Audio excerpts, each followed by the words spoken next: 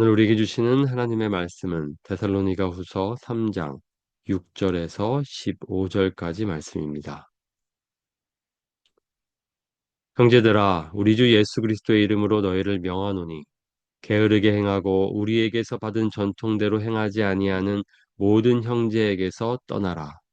어떻게 우리를 본받아야 할지를 너희가 스스로 아나니 우리가 너희 가운데서 무질서하게 행하지 아니하며 누구에게서든지 음식을 값없이 먹지 않고 오직 수고하고 애써 주야로 일함은 너희 아무에게도 폐를 끼치지 아니하려 함이니 우리에게 권리가 없는 것이 아니요 오직 스스로 너희에게 본을 보여 우리를 본받게 하려 함이니라.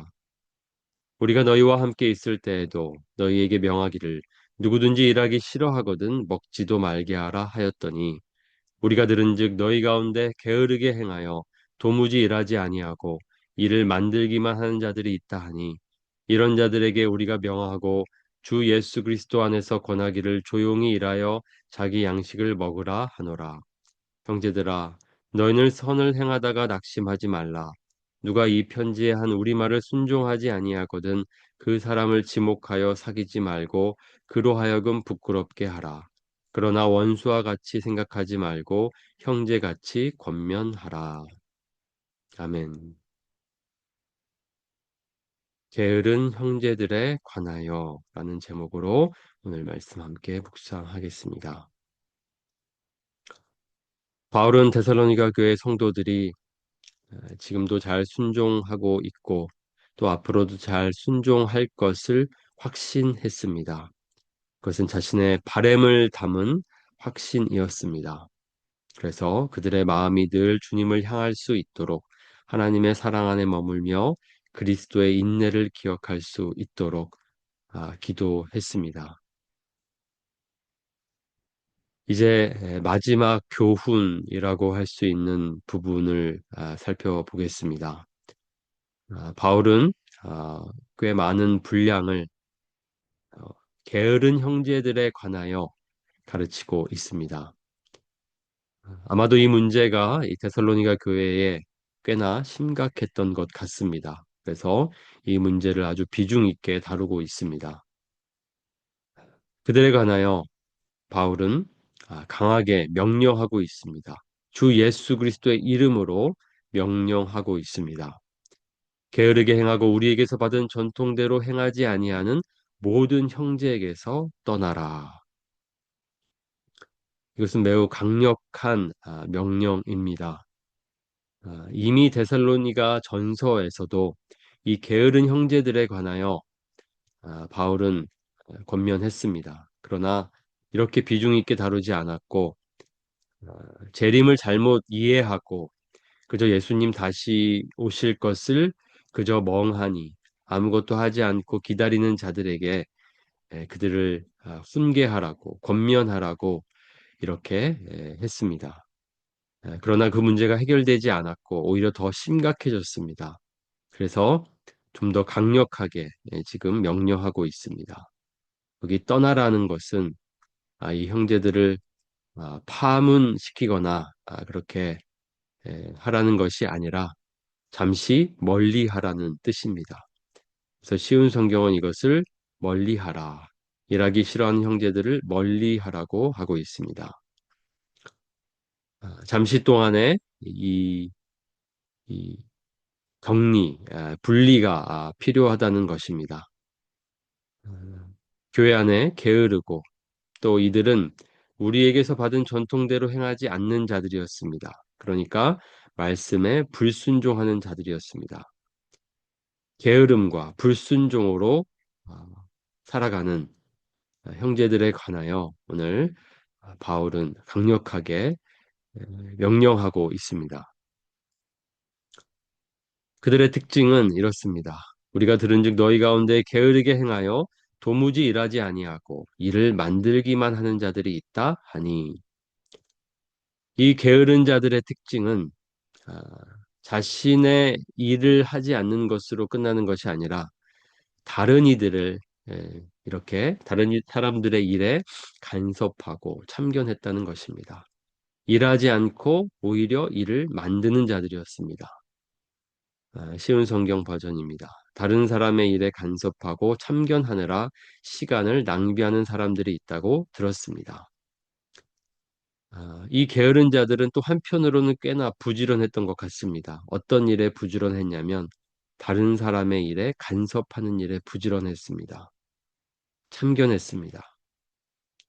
아, 자신들의 책임을 지지도 않을 거면서 이렇게 간섭하고 참견하고 일을 만드는 자들이 있었습니다. 우리가 그럴 수 있습니다. 내가 하지 않을 것이지만 이렇게 해달라 저렇게 해달라 우리가 주장하고 또 간섭하고 참견할 수 있습니다.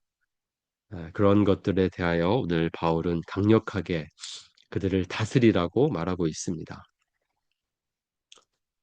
어떻게 해야겠습니까? 그런 자들, 게으르고 남들의 일에 참견만 하는 자들, 어떻게 해야 하는지 이렇게 가르치고 있습니다. 어떻게 우리를 본받아야 할지를 너희가 스스로 아나니 우리가 너희 가운데서 무질서하게 행하지 아니하며 누구에게서든지 음식을 값없이 먹지 않고 오직 수고하고 애써 주야로 일함은 너희 아무에게도 폐를 끼치지 아니하려 함이니 우리에게 권리가 없는 것이 아니요 오직 스스로 너희에게 본을 보여 우리를 본받게 하려 함이니라. 바울은 자신이 했던 삶을 기억하라고 하고 있습니다. 어떻게 살았는지. 그는 성실하게 살았습니다. 그는 자신에게 일한 만큼 또 성도들에게 또 필요를 채워달라고 요구할 수 있었지만 권리가 있었지만 그렇게 하지 않았고 그는 사도행전에 따르면 천막 짓는 일을 열심히 행하면서 그렇게 자신의 먹을 것을 자신이 채우고 또 그렇게 섬겼습니다. 그 성실함 그것은 하나의 본이었습니다. 그들이 그 성실함을 보고 성실하게 살아가기를 바랬기 때문에 그렇게 했습니다. 그리고 한편으로는 아마도 그 데살로니가 교회 성도들이 가난했던 것 같습니다. 자신이 그들에게서 이렇게 예, 구한다면 아마도 패가 될 것을 알았기 때문에 더 앞장서서 그가 자신의 일을 스스로 하면서 자신의 생업을 채워갔습니다. 이 말은 그들을 그 게으른 자들을 보고 영향받지 말라는 것입니다. 오히려 나도 게을러지지 않도록 우리 자신이 게을러지지 않도록 자신을 지키라는 뜻입니다. 에, 자신의 일에 집중하고 성실함을 닮아 바울의 성실함을 따라서 본받아 살아가라는 뜻입니다. 우리가 또 한편으로는 게으른 형제들을 볼 때에 또 그들에게 권면하고 그들에게 충고하다가 그들의 일에 간섭하다가 내 일을 놓칠 수 있습니다.